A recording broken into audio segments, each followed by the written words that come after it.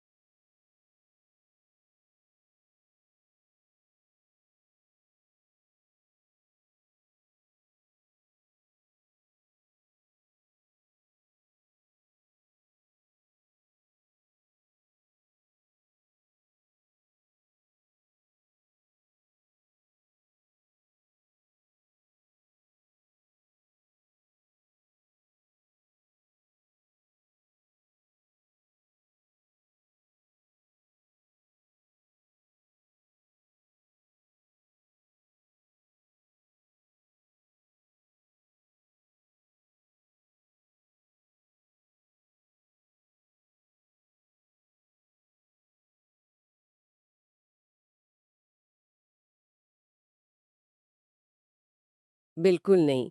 देखिए, जब हम दुनिया के सबसे शक्तिशाली रोमन सम्राटों में से एक मार्कस ऑरेलियस की बात करते हैं और ख़ास तौर पर उनकी निजी डायरी के पन्ने पलटते हैं, तो वहाँ कोई अजेय होने का या महानता का घमंड नहीं मिलता। तो फिर क्या मिलता है? वहाँ मिलती हैं बहुत सारी चिंता, हताशा, असुरक्षा की गहरी भावना और खुद को शांत रखने और दूसरों पर गुस्सा न करने की लगातार याद दहानियाँ। बाप रे! मतलब दुनिया का सबसे शक्तिशाली इंसान खुद से शांत रहने की भीख मांग रहा है। हाँ, बिल्कुल। जो इंसान पूरी दुनिया पर राज कर रहा था, वो असल में अपने ही दिमाग के भीतर एक बहुत बड़ा और निरंतर युद्ध लड़ रहा था। चलिए इसे थोड़ा गहराई से समझते हैं। आज हमारे पास डोनाल्ड रॉबर्टसन की बेहद प्रसिद्ध किताब how to think like a Roman emperor, इस पर आधारित कुछ बहुत ही शानदार नोट्स और स्रोत हैं। ये बहुत ही बेहतरीन किताब है। हाँ, और इस गहन चर्चा का हमारा मुख्य उद्देश्य ये समझना है कि कैसे एक प्राचीन रोमन सम्राट का जो दर्शन है, वो आज के हमारे आधुनिक समय में थेरेपी, मानसिक शक्ति और एक बेहतरीन लीडरशिप की प्रैक्टिकल स्ट्रैटेजी के रूप में काम कर सकता है। सही बात है। मुझे तो ये विचार ही बहुत रोमांचक लगता है कि लगभग 2000 साल पहले युद्ध के मैदान में किसी ठंडे तंबू के भीतर लिखी गई एक सम्राट की निजी डायरी आज हमारे लिए जीवन जीने की एक मनोवैज्ञानिक गाइड बन सकती है। यहाँ जो सबसे आकर्षक बात है, वो ये है कि ये महज कोई पुराना दार्शनिक विचार नहीं है, जिसे सिर्फ अकादमिक चर्चाओं के लिए मोटी-मोटी किताबों में पढ़ा जाए। हाँ, मतलब ये सिर्फ थ्योरी नहीं है। बिल्कुल, हमारी स्रोत सामग्री स्पष्ट रूप से बताती है कि ये असल जिंदगी में लागू की जाने वाली एक बहुत ही ठोस मनोवैज्ञानिक रणनीति है। हम्म। मार्कस ऑरेलियस का जीवन हमें स्टोइक दर्शन को, जिसे हम स्टोइसिज्म कहते हैं, उसे आधुनिक थेरेपी और मानसिक लचीलेपन के चश्मे से देखने का एक बहुत दुर्लभ अवसर देता है। लचीलापन यानी रेजिलियंस, हाँ, मेंटल रेजिलियंस। महानता की जो एक अछूक छवि हम अपने दिमाग में बना लेते हैं ना, मार्कस की डायरी उस छवि को तोड़कर उसे पूरी तरह से मानवीय बना देती है। ये बहुत दिलचस्प पॉइंट है, क्योंकि जब हम महानता शब्द सुनते हैं, हम्म, तो हमारे दिमाग में एक ऐसी मूर्ति उभरती है जिसे कभी डर नहीं लगता। जो कभी घबराती नहीं है ना। बिल्कुल, हम हमेशा महान लोगों की सिर्फ सफलता देखते हैं, लेकिन उनके पीछे के जो गहरे संघर्ष हैं उन्हें पूरी तरह से नजरअंदाज कर देते हैं। ये इंसान की फितरत है। हाँ, और स्रोत सामग्री इस बात को बहुत स्पष्ट करती है कि मार्कस ऑरेलियस के पास भी आम इंसानों की तरह डर और असुरक्षा की भावनाएं थीं, और उनके जीवन की परिस्थितियां भी कोई मामूली नहीं थीं। मामूली बिल्कुल भी नहीं। उनका शासनकाल रोम के इतिहास के सबसे भयानक दौर में से एक था। मतलब उनके सामने केवल राजनैतिक चुनौतियां नहीं थी, और भी बहुत कुछ था। अरे बहुत कुछ। उन्हें एंटोनियन प्लेग जैसी एक भयानक महामारी का सामना करना पड़ा था। ओह, मैंने इसके बारे में पढ़ा है। हाँ, जिसने उस समय रोम की एक बहुत बड़ी आबादी को खत्म कर दिया था। लोग सड़कों पे मर रहे थे, पूरी अर्थव्यवस्था चरमरा गई थी। ये तो किसी बुरे सपने जैसा है। और इतना ही नहीं, इसके अलावा उत्तरी सीमा पर जर्मेनिक कबीलों के साथ उनके लगातार युद्ध चल रहे थे। एक साथ इतनी सारी चीजें। हाँ, कड़ाके की ठंड, कीचड़, खून और अनिश्चितता।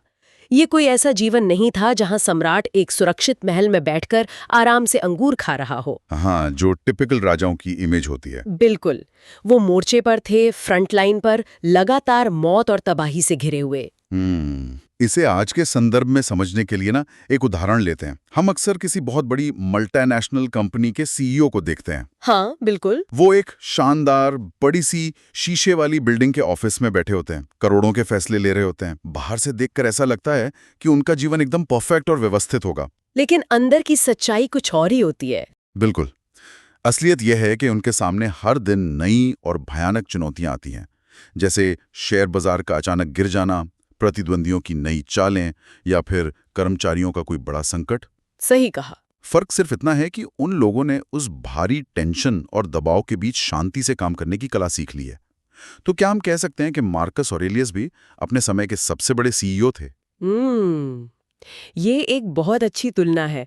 मार्कस भी एक सीईओ ही थे, बस उनकी कंपनी पूरी दुनिया थी, और दांव पर सिर्फ पैसे नहीं बल्कि लाखों लोगों की जिंदगी लगी हुई थी। बाप रे, ये तो सच में बहुत बड़ा प्रेशर है। और इस प्रेशर के बीच एक और बहुत बड़ी घटना हुई। उस ठंडी सीमा पर लड़ते हुए, महामारी से जूझते हुए, मार्कस को एक और भयानक खबर मिली थी। अब क्या हो गया? उनके सबसे भरोसेमंद जनरलों में से एक एविडियस कैसियस ने उनके खिलाफ ही विद्रोह कर दिया था। क्या बात कर रहे हैं? उनके अपने जनरल ने? कैसियस ने खुद को सम्राट घोषित कर दिया था। अब सोचिए, ये एक ऐसा धोखा था जो किसी भी इंसान को भयानक क्रोध और प्रतिशोध से भर सकता है। बिल्कुल। एक करीबी दोस्त और सहयोगी का इस तरह पीठ में छुरा खोपना किसी भी आम इंसान को मानसिक रूप से पूरी तरह तोड़ सकता है। लेकिन मार्कस टूटे नहीं। यही तो सवाल है। इतनी भयानक परिस्थितियों में, मतलब महामारी है, युद्ध चल रहा है, और ऊपर से अपने ही दोस्त का धोखा, कोई इंसान अपना मानसिक संतुलन कैसे बनाए रख सकता है? यही वो जगह है जहां स्टोइसिज्म काम आता है। हाँ, और यहीं से ये सवाल उठता है कि भावनाओं को प्रबंधित करने का, उन्हें मैनेज करने का ये कंट्रोल आता कहाँ से? स्रोत सामग्री के अनुसार इसका उत्तर मानसिक स्वायत्तता यानी मेंटल ऑटोनॉमी और स्टोइक दर्शन के मुख्य सिद्धांतों में छिपा है। बिल्कुल। स्टोइक दर्शन, अगर हम इसे बहुत ही सरल और आसान शब्दों में समझें तो ये मूल रूप से इस बात का विज्ञान है कि इंसान दुनिया को और अपने आसपास की घटनाओं को कैसे देखता है। उसका नजरिया क्या है? हाँ, इसका सबसे बड़ा और एकदम आधारभूत सिद्धांत यह है कि हमारे विचार ही हमारी वास्तविकता बनाते हैं। हमारे विचार? हाँ, एपिक्टेटस, जो मार्कस के सबसे बड़े प्रेरणा स्रोतों में से एक थे, उनका कहना था कि लोग घटनाओं से परेशान नहीं होते, बल्कि उन घटनाओं के बारे में जो उनकी अपनी राय होती है उससे परेशान होते हैं। ये बहुत गहरी बात है। डोनाल्ड रॉबर्टसन अपनी किताब में बताते हैं कि मार्कस का यह दृढ़ विश्वास था कि दूसरों की राय, बाहरी घटनाएं, बीमारियां या यहाँ तक कि कोई धोखा भी हमें कभी सीधे तौर पर चोट नहीं पहुंचा सकता। तो फिर हमें चोट पहुंचाता कौन है? जो चीज हमें वास्तव में परेशान करती है वो उन परिस्थितियों के प्रति हमारा अपना दृष्टिकोण है। हम उसे कैसे इंटरप्रेट करते हैं। देखिए, यहाँ बात सच में बहुत दिलचस्प हो जाती है, क्योंकि ये जो दृष्टिकोण बदलने वाला सिद्धांत है ना, ये सुनने में बहुत प्रेरणादायक और आदर्शवादी लगता है। हाँ, मोटिवेशनल कोट्स जैसा। बिल्कुल। कोई भी इसे सुनकर कह सकता है कि वाह, ये तो जीवन का सबसे बड़ा रहस्य मिल गया। लेकिन मैं यहाँ थोड़ा रुककर एक व्यावहारिक सवाल उठाना चाहता हूँ। पूछिए। जब कोई व्यक्ति किसी बहुत ही बुरी स्थिति से गुजर रहा हो, मान लीजिए उसकी जीवन भर की कमाई किसी स्कैम में डूब गई हो या उसे अचानक नौकरी से निकाल दिया गया हो, तो क्या सिर्फ अपना दृष्टिकोण बदल लेना इतना आसान होता है? जाहिर है नहीं। मेरा मतलब है, क्या ये सिर्फ ये कह देने भर से हो जाता है कि मैं इसे सकारात्मक रूप से देखूंगा और सब ठीक हो जाएगा? नहीं नहीं, ये मनोविज्ञान के नजरिए से सबसे महत्वपूर्ण सवाल है और इसका जवाब ये है कि ये सिर्फ सकारात्मक सोचने या खुद को झूठी तसल्ली देने के बारे में बिल्कुल भी नहीं है। अच्छा, तो फिर ये क्या है? स्टोइक दर्शन ये नहीं कहता कि इंसान दर्द महसूस न करे या रोए नहीं। डोनाल्ड रॉबर्टसन की किताब इस बात की बहुत गहरी व्याख्या करती है कि ये असल में कैसे काम करता है। इसे आधुनिक मनोविज्ञान में कॉग्निटिव डिस्टेंसिंग कहा जाता है। कॉग्निटिव डिस्टेंसिंग, ये क्या होता है? मार्कस अपनी डायरी में इसका लगातार अभ्यास करते थे। देखिए, जब कोई बुरी घटना घटती है तो हमारा दिमाग तुरंत उसमें भावनाएं और विशेषण यानी एडजेक्टिव्स जोड़ देता है। विशेषण जोड़ देता है? इसका मतलब हम घटनाओं को बढ़ा चढ़ा के अपने दिमाग में पेश करते हैं? ठीक यही होता है। मान लीजिए किसी की नौकरी चली गई, उसका दिमाग तुरंत उससे कहेगा, ये एक भयानक तबाही है, मेरी पूरी जिंदगी बर्बाद हो गई, मैं किसी काम का नहीं हूं। हाँ, हम सब ऐसी पैनिक करते हैं। लेकिन ध्यान दीजिए, ये जो शब्द है तबाही, बर्बाद, किसी काम का नहीं, ये तथ्य नहीं है, ये फैक्ट्स नहीं है। तो ये क्या है? ये वो मूल्य निर्णय हैं जिन्हें हम वैल्यू जजमेंट्स कहते हैं, जो इंसान ने उस घटना पर अपनी तरफ से थोप दिए हैं। मार्कस ऑरेलियस ने जो अभ्यास किया और जो आज की कॉग्निटिव बिहेवियरल थेरेपी या सीबीटी का मुख्य हिस्सा है, वो है घटनाओं को उनके सबसे बुनियादी वस्तुनिष्ठ रूप में देखना। वस्तुनिष्ठ रूप यानी एकदम ऑब्जेक्टिव तरीके से? हाँ, यानी घटना से भावनाओं के उस अतिरिक्त आवरण को, उस लेयर को हटा देना। बिल्कुल। नौकरी जाने की स्थिति में एक स्टोइक अभ्यास ये होगा कि इंसान खुद से सिर्फ इतना कहे, मेरे पास कल आय का एक स्रोत था, आज मेरे पास आय का वो स्रोत नहीं है। बस इतना ही? बस इतना ही। इसमें कोई तबाही या बर्बादी का लेबल नहीं लगा है। वाह, ये सुनने में कितना शांत लगता है ना? जब इंसान किसी घटना से इन डरावने विशेषणों को हटा देता है तो घटना सिर्फ एक हल करने योग्य समस्या बन जाती है, ना कि कोई भावनात्मक मौत जिससे उभरा ही ना जा सके। तो मार्कस भी युद्ध में ऐसा ही करते थे? बिल्कुल। मार्कस जब युद्ध के मैदान में होते थे तो वो मौत या हार के डर को दूर करने के लिए चीजों को इसी तरह उनके मूल रूप में लिखते थे। आपको एक उदाहरण दूं? हाँ प्लीज। वो राजसी कपड़ों को जो सम्राट पहनते हैं, उन्हें सिर्फ भेड़ के बालों और कीड़े के रंग के रूप में लिखते थे। क्या बात कर रहे हैं? हाँ, ताकि सत्ता का मोह और उसका घमंड उन पर हावी ना हो सके।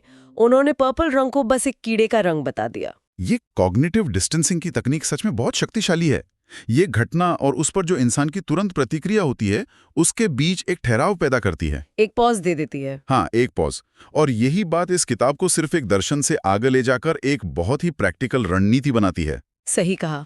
लेकिन अगर हम बाहरी परिस्थितियों को नहीं बदल सकते और वे लगातार हमारे सामने एक बहुत बड़ी चुनौती बनकर खड़ी हो जाएं, तो इस वस्तुनिष्ठ सोच के बाद हमारा अगला कदम क्या होना चाहिए? ये बहुत अच्छा सवाल है, क्योंकि स्रोत सामग्री में मार्कस ऑरेलियस का एक बहुत ही प्रसिद्ध विचार है, जिस चीज को हम चुनौती मानते हैं वही हमें मजबूत बनाती है। बिल्कुल।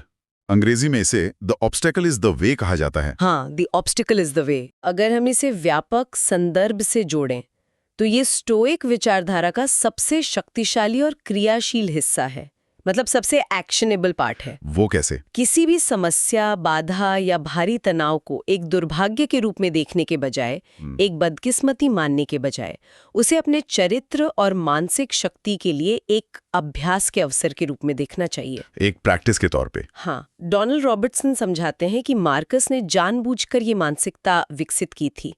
जब जनरल्स ने धोखा दिया तो उन्होंने इसे गुस्सा करने का कारण नहीं माना। तो क्या माना? उन्होंने इसे क्षमा और कूटनीति का अभ्यास करने का एक बेहतरीन अवसर माना। जब महामारी फैली तो उन्होंने इसे घबराने का कारण नहीं, बल्कि जनसेवा और धैर्य का अभ्यास करने का मौका माना। ये तो बिल्कुल जिम जाने जैसा है। जिम जाने जैसा। हाँ, देखिए, जब कोई व्यक्ति जिम में जाकर भारी वजन उठाता है तो उसकी मांसपेशियां दर्द करती हैं, वे थक जाती हैं, राइट? हाँ, बिल्कुल। वजन उठाना शरीर के लिए एक भारी तनाव है, एक तरह का प्रतिरोध है। लेकिन उसी तनाव और प्रतिरोध के कारण मांसपेशियां पहले टूटती हैं और फिर पहले से कहीं अधिक मजबूत होकर जुड़ती हैं। ये बहुत सटीक एनालॉजी है। अगर कोई इंसान हमेशा आराम में रहेगा और कभी कोई वजन नहीं उठाएगा तो वो शारीरिक रूप से एकदम कमजोर हो जाएगा।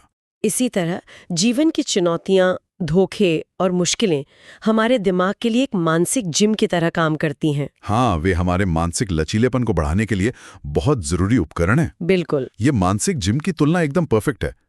आधुनिक थेरेपी में भी इसी सिद्धांत का उपयोग लोगों को मानसिक रूप से हर तरह की परिस्थिति के लिए तैयार करने में किया जाता है। अच्छा, इसके लिए कोई खास तकनीक होती है क्या? हाँ, स्टोइक दार्शनिक इसके लिए एक और तकनीक का इस्तेमाल करते थे जिसे प्री मेडिटेशियो मालोरम कहा जाता था। प्री मेडिटेशियो मालोरम। हाँ, जिसका मतलब है बुरी घटनाओं की पूर्व कल्पना करना। मतलब पहले से ही बुरा सोचना। एक तरह से हाँ, इंसान जानबूझकर ये सोचता है कि आज उसके साथ क्या क्या बुरा हो सकता है, लोग उसे धोखा दे सकते हैं, उसकी योजनाएं पूरी तरह विफल हो सकती हैं, कोई उससे बदतमीजी कर सकता है। लेकिन इससे तो इंसान और नेगेटिव हो जाएगा ना। नहीं, यही तो कैच है। इसका उद्देश्य डरना या नेगेटिव होना नहीं है, बल्कि उस मानसिक जिम में जाने से पहले अपना वार्म अप करना है। ओह, अच्छा। ताकि जब असल में कोई चुनौती सामने आए, कोई धोखा दे, तो वो कोई चौंकाने वाली बात न लगे। वो एक जाना पहचाना अभ्यास लगे जिसके लिए आप पहले से तैयार थे। क्या बात है। जब कोई इंसान इस मानसिकता के साथ जीवन जीता है ना कि हर चुनौती दरअसल एक मानसिक व्यायाम है, तो उसका पूरा नजरिया ही बदल जाता है। पूरी तरह से। तब कोई समस्याओं से भागता नहीं है, बल्कि उनका बहुत शांति से विश्लेषण करता है। और यहीं से हम एक और बहुत महत्वपूर्ण विषय की ओर बढ़ते हैं, नियंत्रण की कला। The art of control. हाँ, हमने व्यक्तिगत भावनाओं की बात तो कर ली, लेकिन जब बात लीडरशिप की आती है, नेतृत्व की आती है, तो ये कला कैसे काम करती है? स्टोइक दर्शन में इसे नियंत्रण का द्वंद्व कहा जाता है, डायकोटमी ऑफ कंट्रोल। ये बहुत ही सीधा सिद्धांत है। उन चीजों को बदलने की पूरी कोशिश करनी चाहिए जो हमारे पूर्ण नियंत्रण में है। जैसे हमारे अपने विचार, हमारे इरादे, हमारे एक्शंस और हमारी प्रतिक्रियाएं। और जो चीजें हमारे हाथ में बिल्कुल नहीं है, जैसे मौसम हो गया, अर्थव्यवस्था हो गई या दूसरे लोगों का व्यवहार हो गया, उन्हें पूरी तरह से स्वीकार कर लेना चाहिए। मतलब उन पर एनर्जी वेस्ट नहीं करनी चाहिए। बिल्कुल। एक नेता या एक सम्राट होने का अर्थ ये नहीं है कि कोई इंसान हर समय अपनी ताकत का प्रदर्शन करे या हर इंसान पर अपना कंट्रोल थोपने की कोशिश करे। सच्चा नेतृत्व हमेशा इस बात की पहचान से आता है कि असल में नियंत्रण किस चीज पर किया जा सकता है। इसका मतलब है कि एक अच्छा नेता वो नहीं है जो हर परिस्थिति और हर इंसान को अपने हिसाब से ढालने की जिद करे। बिल्कुल नहीं। बल्कि वो है जो परिस्थिति चाहे जैसी भी हो, बाहरी तौर पर चाहे जितनी भी अराजकता मची हो, वो अपने भीतर शांत रहे और खुद पर नियंत्रण न खोए। बिल्कुल ऐसा ही है। और मार्कस ऑरेलियस ने जब एविडियस कैसियस के विद्रोह का सामना किया था ना, जिसके बारे में हमने अभी बात की थी। हाँ, उनके दोस्त का धोखा। हाँ, तो उन्होंने जो किया वो नेतृत्व की इसी नियंत्रण की कला का दुनिया में सबसे बड़ा उदाहरण है। उन्होंने क्या किया था? उन्होंने कैसियस के परिवार को मारने या प्रताड़ित करने का आदेश नहीं दिया। वाव! जो कि उस समय के रोमन सम्राटों के लिए एक बहुत ही आम बात थी। विद्रोह करने वाले के पूरे परिवार को खत्म कर दिया जाता था। इतिहास तो ऐसी क्रूर किस्सों से भरा है। लेकिन मार्कस ने अपनी सेना से कहा कि वे इस विद्रोह को शांति से कुचलेंगे और दुनिया को दिखाएंगे कि एक सच्चा रोमन कैसे माफ करता है। ये तो बहुत महान सोच है। क्या लगता है मार्कस ने क्या किया होगा? जाहिर है एक राजा अपने दुश्मन का सिर देखकर खुशी हुआ होगा। नहीं, मार्कस खुश नहीं हुए, बल्कि वे रोए। रोए? क्यों? क्योंकि उन्हें अपने एक पुराने दोस्त को माफ करने का मौका नहीं मिला। ओह, ये बहुत गहरी बात है। हाँ, ये उस व्यक्ति की प्रतिक्रिया थी जिसका अपनी भावनाओं और अपने अहंकार पर पूरा नियंत्रण था। तो इन सब का क्या मतलब है? अगर हम इस पूरी गहन चर्चा का सार निकालें, तो how to think like a Roman emperor सिर्फ एक ऐतिहासिक दस्तावेज नहीं है। बिल्कुल नहीं। ये केवल ये नहीं बताती कि पुराने जमाने में रोम पर कैसे राज किया जाए। ये किताब और मार्कस के नोट्स हमें सिखाते हैं कि हालात चाहे जितने भी अनिश्चित हों या चुनौतीपूर्ण क्यों ना हो, हमें अपने विचारों पर एक पहरेदार बिठाना होगा, एक वॉचमैन रखना होगा अपने दिमाग पर। बिल्कुल। ये किसी भी इंसान को किसी भी परिस्थिति में अपने ही दिमाग का शासक बनना सिखाती है। और आज की सूचनाओं से भरे और इतनी अनिश्चितता वाले युग में ये मानसिक स्वायत्तता एक सुपर पावर की तरह है। सच में एक सुपर पावर है। आज हम लगातार सोशल मीडिया, न्यूज़ और बाहरी शोर से हर तरफ से घिरे रहते हैं।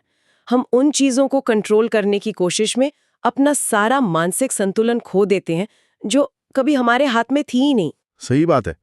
हम दूसरों के ओपिनियन को कंट्रोल करना चाहते हैं। जो असंभव है। मार्कस ऑरेलियस का ये जीवन हमें याद दिलाता है कि असली स्थिरता दुनिया को बदलने में नहीं है, बल्कि अपने अंदर के जो दुनिया को देखने वाला लेंस है, उसे साफ करने में है। ये सचमुच बहुत प्रभावशाली है। हमने शुरुआत में बात की थी कि कैसे दुनिया के सबसे शक्तिशाली सम्राट के पास भी वही सारी चिंताएं और डर थे जो हम आम लोगों के पास होते हैं। कोई अछूता नहीं है डर से। महानता इस बात में नहीं है कि डर पैदा ही ना हो, बल्कि इस बात में है कि उस डर का सामना कैसे किया जाता है। हम अक्सर इस बात पर बहुत ज्यादा ध्यान देते हैं कि एक महान नेता या कोई सफल इंसान दुनिया के सामने क्या कहता है। हाँ, उसकी पब्लिक इमेज क्या है, उसके भाषण कैसे होते हैं, वो कैमरे के सामने कैसा व्यवहार करता है। हमारी नजर हमेशा बाहरी प्रदर्शन पर होती है। ये सच है। हम अक्सर सफलता और शक्ति को केवल बाहरी उपलब्धियों और उस दिखावे से ही मापते हैं। लेकिन मार्कस ऑरेलियस की ये कहानी और उनकी डायरी मेडिटेशंस एक बहुत ही गहरे विचार के साथ हमें छोड़ जाती है। वो क्या? हम सोचते हैं कि महानता का निर्माण महलों में या युद्ध के मैदानों में होता है, लेकिन शायद किसी भी इंसान की मानसिक शक्ति और उसके चरित्र का सबसे बड़ा स्रोत वो नहीं है जो वो दुनिया को दिखाता है।